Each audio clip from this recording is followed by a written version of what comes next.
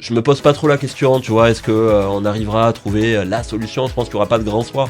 Donc, par contre, ce que je me dis, c'est que si chacun est dans l'action, si chacun va prendre du temps et va s'investir avec l'idée voilà, de résoudre un problème, bah, les problèmes, on les résoudra tous.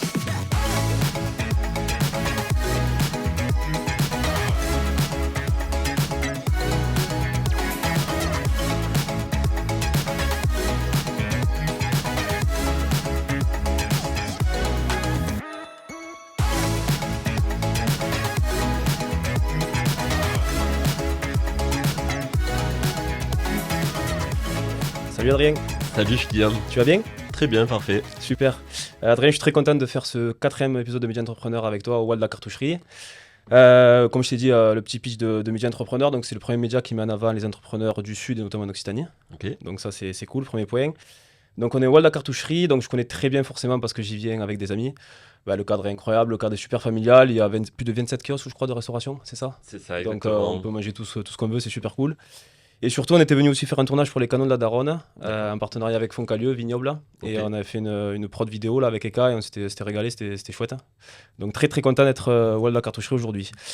Adrien, de façon assez classique, est-ce que tu peux te présenter s'il te plaît, nous parler un petit peu de ton parcours avant toute la création des Halles et de Belleville? Ok. Bah, grande question, pas si simple que ça à y répondre. Bah écoute, moi je suis donc Adrien, je suis cofondateur de cette foncière Belleville que j'ai créée avec quatre associés qui sont d'abord des amis avant d'être des associés.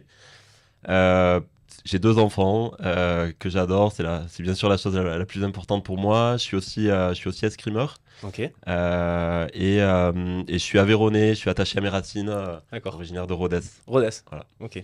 Et du coup, avant tout ça, j'ai vu que tu avais fait l'INSA. Oui.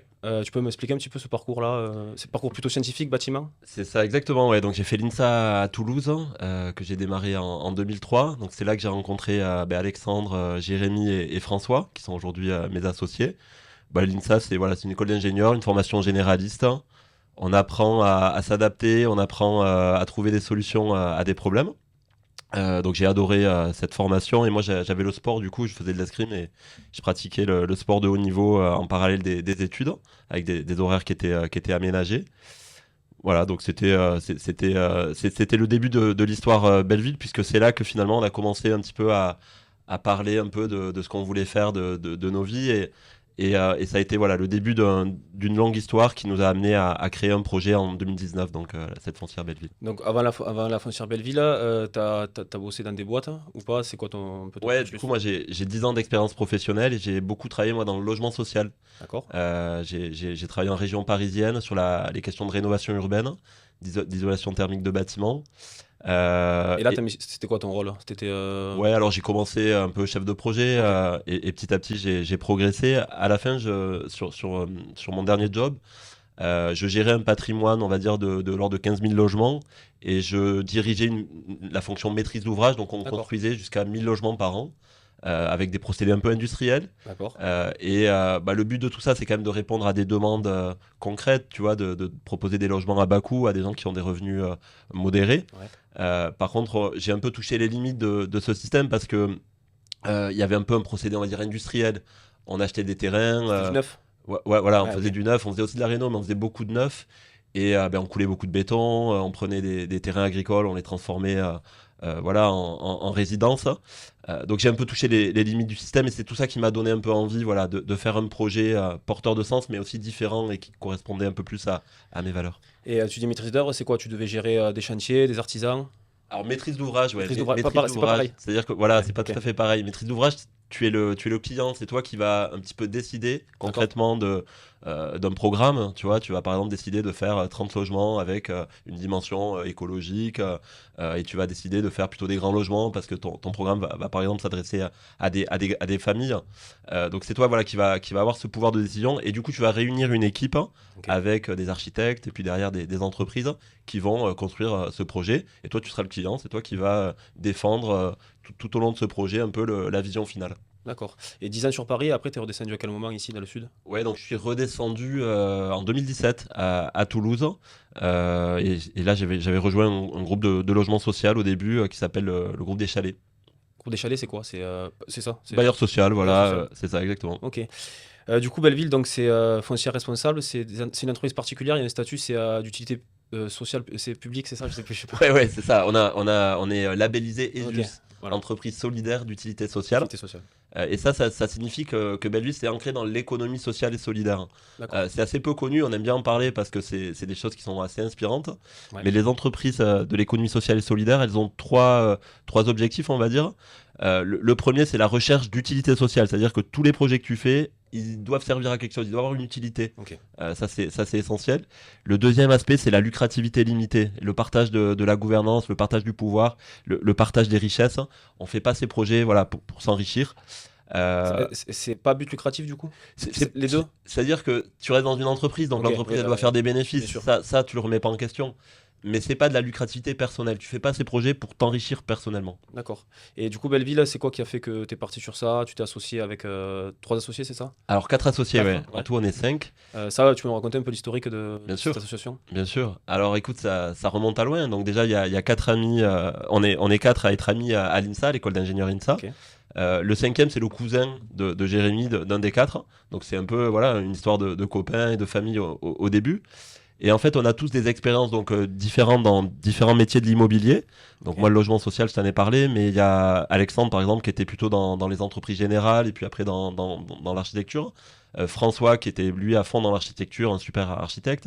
Jérémy Lovenbruck, qui était entrepreneur social, qui avait créé une conciergerie de quartier, un bureau d'études RSE. Et Sébastien de Hulster, le cousin de Jérémy, qui lui dirige une foncière commerciale. C'est-à-dire? C'est-à-dire que lui il détient plus de, je crois, 400 commerces dans toute la France. Ah ouais, ok. Et voilà, il exploite du commerce avec une vision long terme, mais un petit peu classique D'accord. à la base. Et ensemble, on s'est dit, ben, si on met ensemble toutes ces compétences, on peut créer une coopération. C'est-à-dire qu'on peut finalement partager des enjeux communs et faire un projet long terme autour de l'immobilier. Et puis aussi, je t'en ai parlé, y a des choses qui nous titillaient dans nos métiers précédents. Moi, quand j'artificialisais les terres agricoles, j'étais pas pleinement D'accord. satisfait. Ouais. On T'avais avait cette tous, sensibilité un petit peu écologique, ouais, à éco-responsable. fond, bien Ok, sûr, ouais. bien sûr.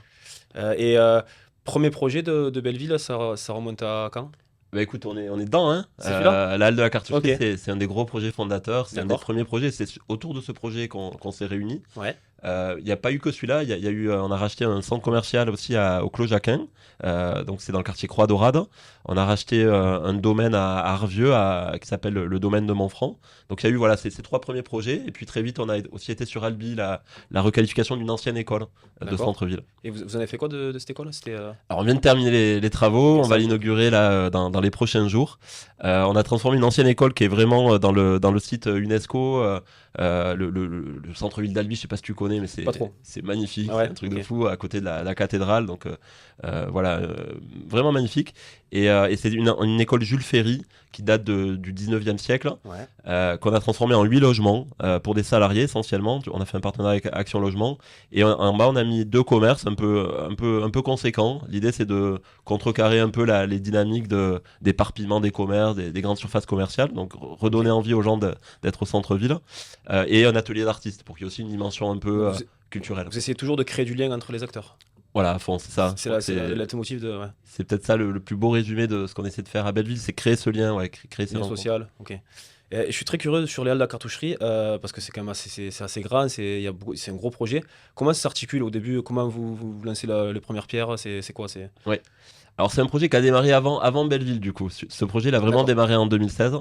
Il y a eu une équipe qui s'est constituée, dont Jérémy Lovenbruck, qui est donc aussi associé de Belleville. Et à la base, c'est des entrepreneurs locaux qui voulaient créer un lieu de vie à Toulouse, dans un écoquartier, qui allait bien être ancré dans ce quartier, bien s'adresser à la population locale. Et répondre vraiment voilà, à des besoins essentiels. Et donc dans ce lieu, tu vas retrouver, comme tu l'as dit, la restauration, Ouais. le bar. Voilà, boire, manger, c'est quand même C'est le primaire. le cœur un peu de la vie. C'est vrai. Mais tu as aussi des espaces de sport pour, Ouais. voilà, pour se dépenser, notamment après avoir bien mangé. Tu as des espaces de travail, un beau coworking, 160 postes de travail. Tu as des espaces de formation avec une Ouais. école qui est au cœur du de cette halle. Et tu as surtout une dimension culturelle. On pense qu'il faut aussi s'ouvrir à plein de nouvelles choses. Et on va bientôt ouvrir en octobre La Cabane, qui est une Ok. nouvelle salle de spectacle. Il y aura des concerts. Et il y aura une jauge de 800 places. Ça sera où ça? Et c'est juste à côté, c'est en face du Zénith, entre la D'accord. halle et le Zénith. Top. Et ça va être quoi? Des concerts? Que des concerts ou ça va être aussi des soirées? Alors l'idée c'est vraiment le concert, on va le travailler. Alors il y a les premières dates qui sont inscrites, on peut acheter ses places. T'as Ok. as Barbara Pravi qui va venir, Ben Mazué, Ministère Amer, t'as des comiques, Trop donc cool. t'as une magnifique programmation. Ok. Ça va être aussi loué à des entreprises pour Ouais. faire des congrès, pour faire des conventions, des assemblées générales. Ça c'est aussi le côté ressources. Il faut que le projet il s'alimente, donc il faut trouver ces ressources-là. Et puis il y aura un peu de mise à disposition. On va un peu utiliser les trous de planning Ok. pour le mettre à disposition à des associations. On pourra faire le gala de danse de l'association locale. On pourra voilà, projeter peut-être des films pour les écoles, des choses comme ça. Ok, incroyable. Pour revenir sur la cartoucherie, je crois que vous aviez eu, il y a eu du temps entre le moment où vous vouliez ouvrir et l'ouverture, parce que c'était quoi? Il y avait eu un problème avec la mairie ou c'était quoi exactement? Ouais, il y a eu un temps très long, hein. Ouais, Le projet donc il démarre en 2016 et la ouais, halle bien sûr. elle ouvre il y a un peu plus de 6 mois, en septembre de l'an dernier. Ouais, Donc donc, c'est plus de 6 ans de maturation de projet. mhm. Par contre, il y a eu plein d'éléments qui se sont passés. Il y a eu notamment une grande phase de préfiguration, c'est-à-dire qu'on a fait plus de 450 événements dans ce lieu, dans la halle, Sans- avant qu'elle soit rénovée. Ah ouais? Ouais, Ok. Et c'était voilà. quoi les événements? Il y a eu le Bullet Factory, tu vois, ça veut dire, c'est comme la cartoucherie, c'était un événement autour du street art où on a Ok. graffé tous les murs sur le thème, voilà, un peu des cartouches, de l'armée, des fusils, tout ça, c'était assez marrant. On a fait un concours aussi où on a commencé à préqualifier les premiers commerçants. Oui, j'allais te dire comment parce qu'il faut trouver du monde, ça. C'est quoi? C'est entre guillemets des petits appels d'offres pour savoir qui on prend, qui on choisit? Ouais, alors au Comment on les début c'était sélectionne? ce concours, on a testé les produits, Ok, tu vois, ça c'était bon. et puis on voulait pas de franchisés, donc on voulait que des acteurs locaux. Ok. Après, on a ouvert aussi un autre lieu qui s'appelle Les 500, qui est juste devant la halle de la cartoucherie. Ouais. Et c'est un peu le laboratoire, celui-là. C'est-à-dire que là, c'est un vrai lieu où il y avait une vraie fonction commerciale. C'est un lieu pérenne où on a investi plus de 600 000 euros. Et là aussi, il y avait 3 corners où on a testé les commerçants. Et il y en a qui sont venus dans la halle, d'autres qui sont pas venus. Donc, on a privilégié, on va dire, la sélection réelle et le partenariat, la coopération, plus que le dossier où les gens vont D'accord. nous Oui, oui, expliquer leur offre. Et du coup, voilà, grâce à ça, on a 25 super commerçants. On a un lieu qui est très fort parce que notamment les commerçants sont forts. d'accord. Et après, d'un point de vue marketing, vous avez des équipes en interne pour promouvoir un petit peu tout le projet? Vous l'avez fait beaucoup en amont, je suppose, de l'ouverture? Ouais, alors ce qui est juste un petit peu particulier, c'est que nous, Belleville, on est une foncière, on est focus sur l'immobilier, sur le Ouais. financement, sur le bâtiment, sur les travaux. Ici, les exploitants, donc les gens qui vont vraiment animer le lieu et notamment la partie gourmande, c'est des coopératives dont on a un petit peu on a participé à les créer finalement, tu vois, on les a Ok. financés, on les a un petit peu orientés. Maintenant, ça va être des structures qui vont être autonomes. Et voilà, donc nous, c'est plus un rôle, on va dire, d'impulsion, d'émergence, que vraiment de contrôle et de maîtrise, quoi. C'est quoi le business model là, des halles? Alors, le business model des halles, en fait, il y a... Vous louez les emplacements déjà? Ouais, ouais, Ok. ouais. Alors, on va dire qu'il y a 3 centres de profit, tu vois, il y a trois éléments où il y a de l'argent qui va rentrer, et on est hyper à l'aise avec ça, Bien même sûr. si on est ancré dans l'économie sociale et Eh oui, bien solidaire, sûr, il il faut. faut. Le premier, donc on va dire que c'est l'alimentation, c'est la vente de repas. Et on va dire que la société donc, qui gère ça prélève un pourcentage du chiffre d'affaires. Ok. Et ce pourcentage, il peut être décoté, il peut être réduit si les commerçants ont des bonnes pratiques, hein. Tu vois, s'ils font du zéro déchet, si ils sont dans des produits locaux, ou s'ils ont des démarches un peu spécifiques pour accompagner l'emploi, ils vont payer moins de loyer. Donc tu vois, on essaie D'accord. aussi de les Ah, ok. encourager C'est intéressant. à Ouais. être vertueux.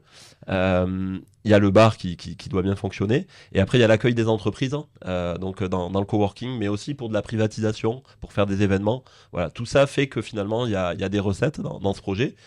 Et après, il y a des activités qui sont déficitaires ou au mieux à l'équilibre. Et là, on sera plutôt... Donc le sport, on va dire que c'est à l'équilibre, hein, Ok. ça s'autofinance. Et après, la partie culturelle, elle est entre guillemets déficitaire, hein. Accueillir des associations, faire des événements culturels, bah, c'est pas des recettes immédiates, hein. Mais par contre, ça participe À au l'image. rayonnement du À lieu et à l'image. amener du flux, tu vois. Donc c'est Ok. intéressant. Et là, en termes de volume de visiteurs par jour, t'as des chiffres sur ça? Ouais, au début, on était à plus de 10 000 visiteurs jour. C'était Et assez 10 000 énorme. consommateurs ou... Alors, Ouais, pas tout à plus ou moins? fait, 6-7 000 consommateurs. Il y en a qui viennent aussi un petit peu pour Pour regarder, flâner, ouais. pour découvrir le lieu. Aujourd'hui, on est plutôt autour de 7 000 visiteurs jour, donc ça désemplit pas. Et ce qui est incroyable, on avait visé 1 million de visiteurs sur une année complète. Ouais, On l'a fait en 4 mois. en 4 mois. Ouais, Ouais, c'était monstrueux. voilà. Et parce que le quartier aussi, tu dis c'est un nouveau quartier quand même assez jeune. Ouais, Et il y a beaucoup de, je vois qu'il y a beaucoup de construction de logements, ça doit aussi attirer du monde.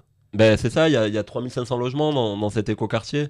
Et nous, on a la chance d'être la centralité commerciale aussi Ouais. de ce quartier. Donc forcément, les gens viennent ici.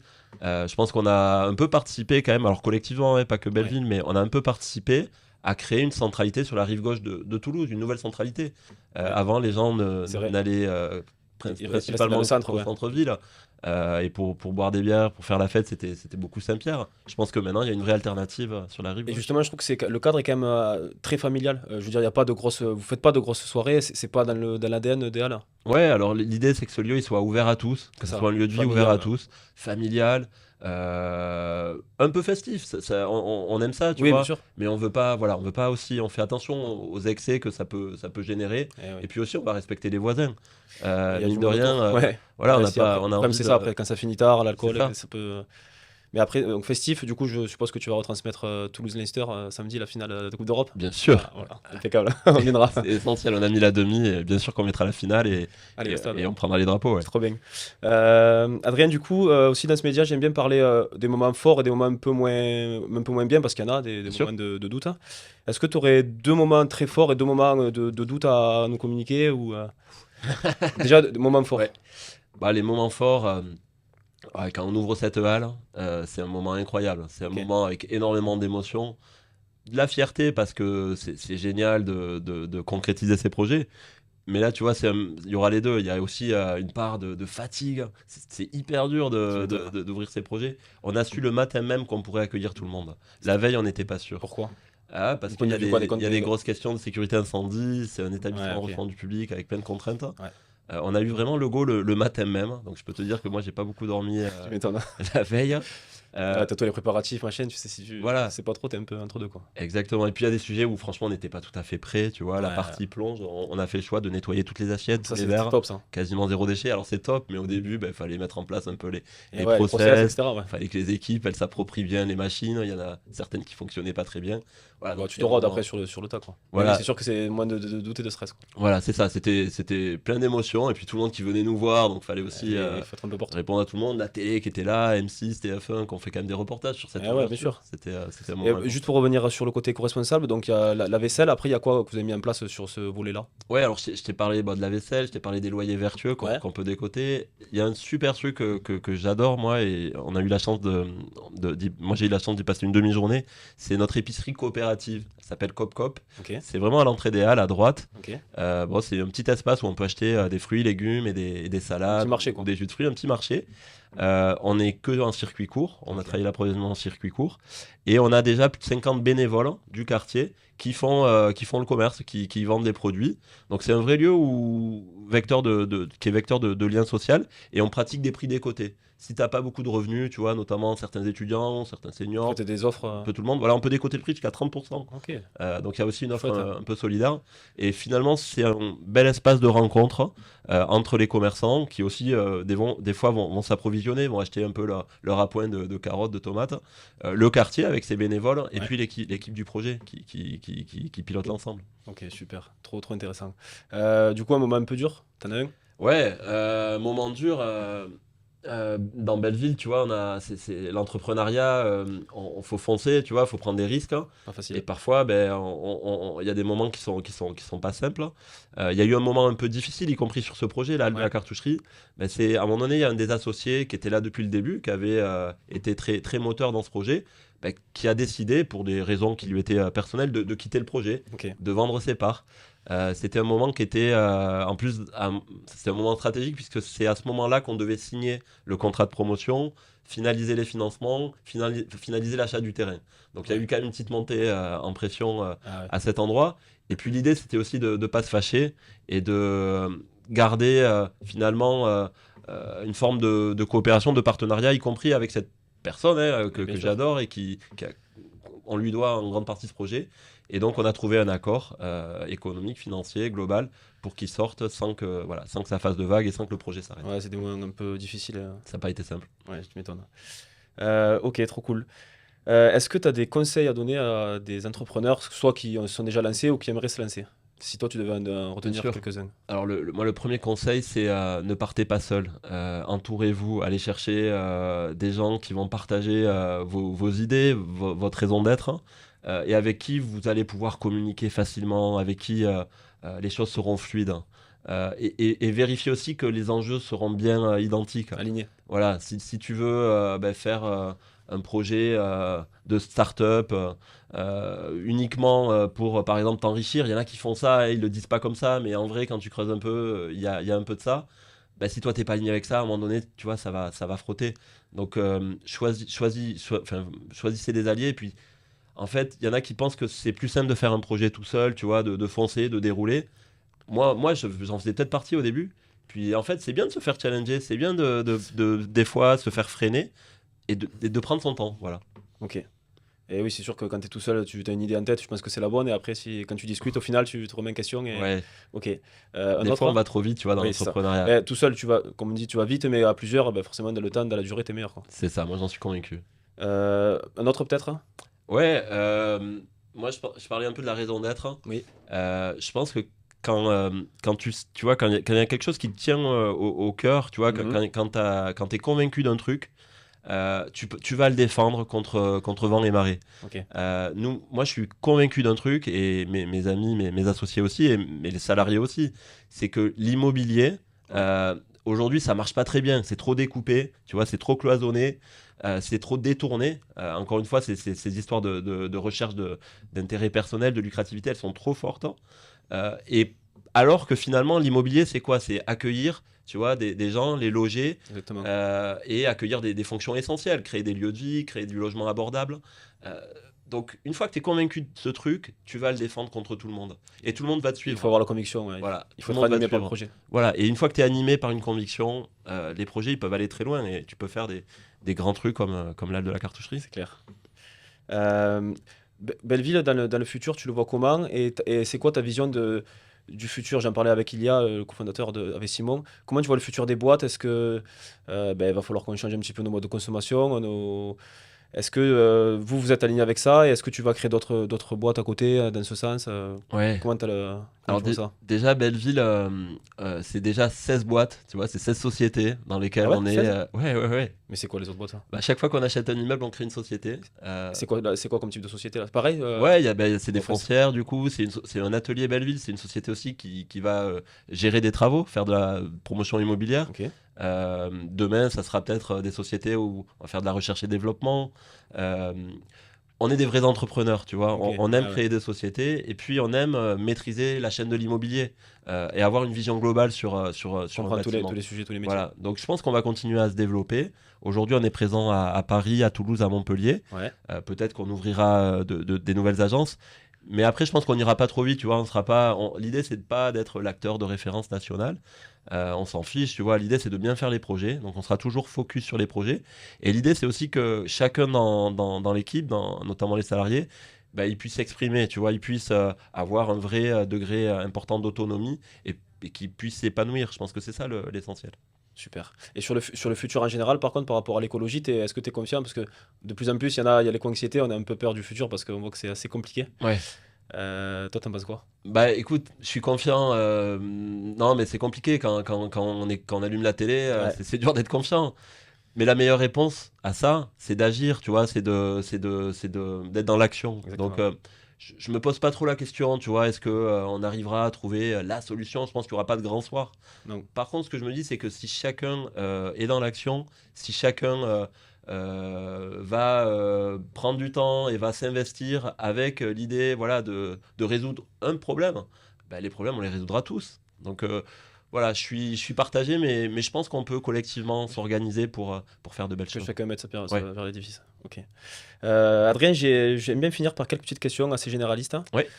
Alors, est-ce que tu as un livre sur l'entrepreneuriat ou un film qui t'a inspiré et que tu aimerais communiquer? Ouais, alors Déjà, moi, je trouve c'est hyper intéressant, avant d'aller dans l'action, de bien faire ce constat. Ok. Et je vais peut-être plus te citer des auteurs qui travaillent sur ça, sur dresser le constat. Alors, tout le monde connaît Jean-Marc Jancovici. Ouais. Et moi, je l'adore. Je trouve Moi que aussi, j'adore. ça fait 10 ans qu'il écrit ces trucs et que tout se vérifie. Donc, Il est je pense qu'il incroyable. Ouais. faut prendre du temps pour le lire.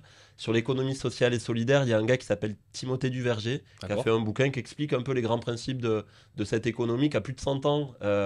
On oublie, mais il y a des mutuelles en France, même les banques peuvent être coopératives. Mm. Donc il y a déjà plein d'actions, tu vois, qui sont intéressantes. C'est intéressant de comprendre ça.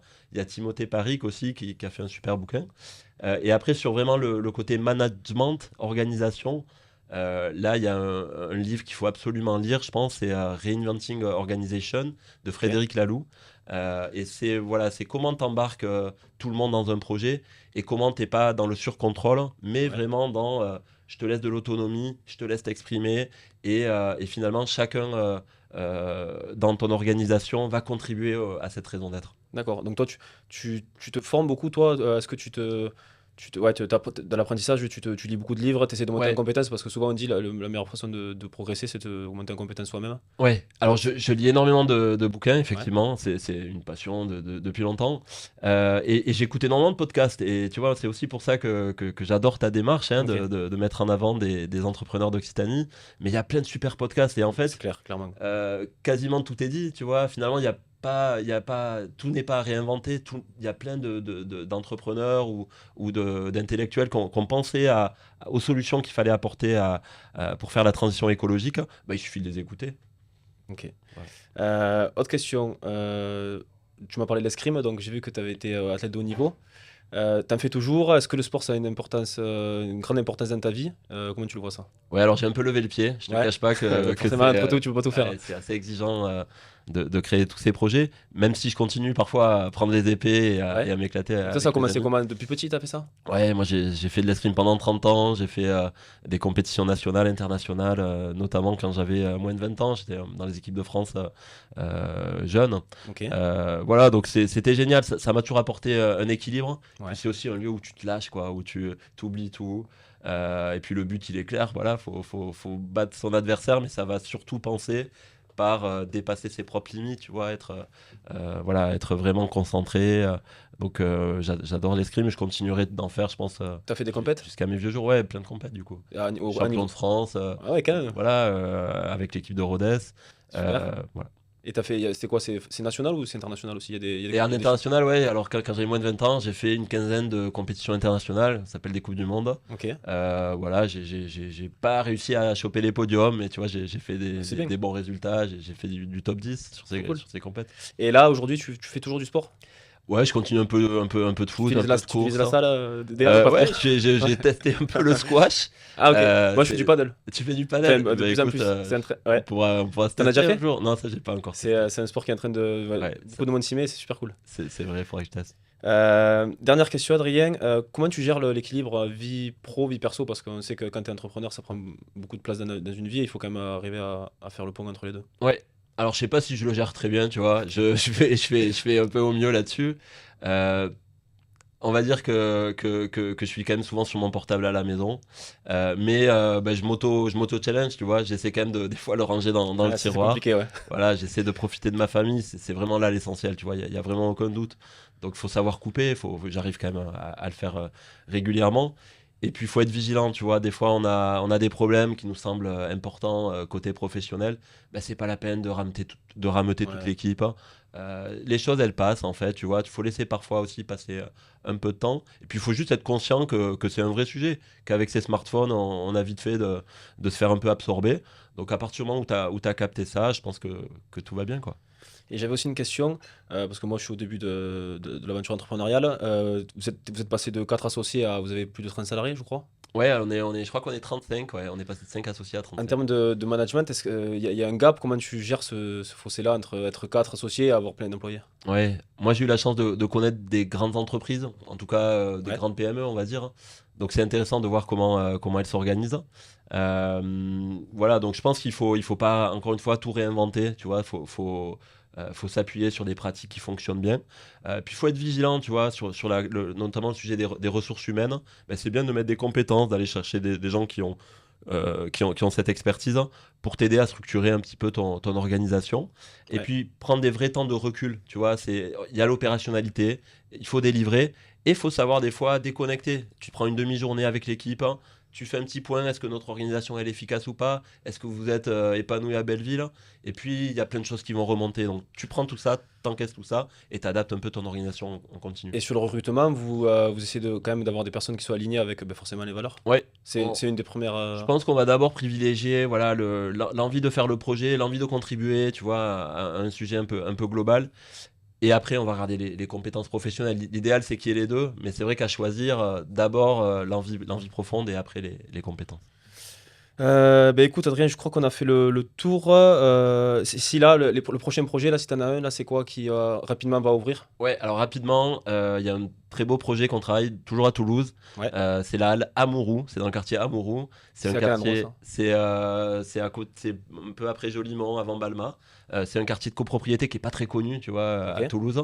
Et là, l'idée, c'est de transformer une ancienne halle qui fait 3000 mètres carrés, un peu plus petite Combien ça qu'ici. fait ici déjà? Ici, c'est 12 000. Ouais, c'est Voilà. costaud. Donc on va transformer une halle de 3000 mètres carrés. Et l'idée, c'est d'implanter des artisans, faire un tiers-lieu, mais avec des artisans. Artisan, c'est-à-dire? Des artisans, des mecs qui vont faire de la réparation, de la production, qui vont travailler avec leurs savoir-faire, mains, quoi. ouais. Voilà, peut-être quelques artistes aussi, et leur offrir voilà un tiers lieu pour se rencontrer avec aussi des espaces de formation et des espaces de restauration. Et là, sur ce business model-là, c'est un peu pareil. Vous prenez des postes où vous arrivez à faire du chiffre d'affaires. C'est ça, c'est de la location d'espace Location d'espace. et un petit peu de F&B, donc de repas et de formation. Ok, très cool. Écoute, Adrien, je vais pas te prendre plus de temps que ça. C'était ultra intéressant. Merci beaucoup. Et à midi, on va continuer à manger au hall. Ça marche. Merci beaucoup, Adrien. À Un bientôt. grand merci à toi. Merci.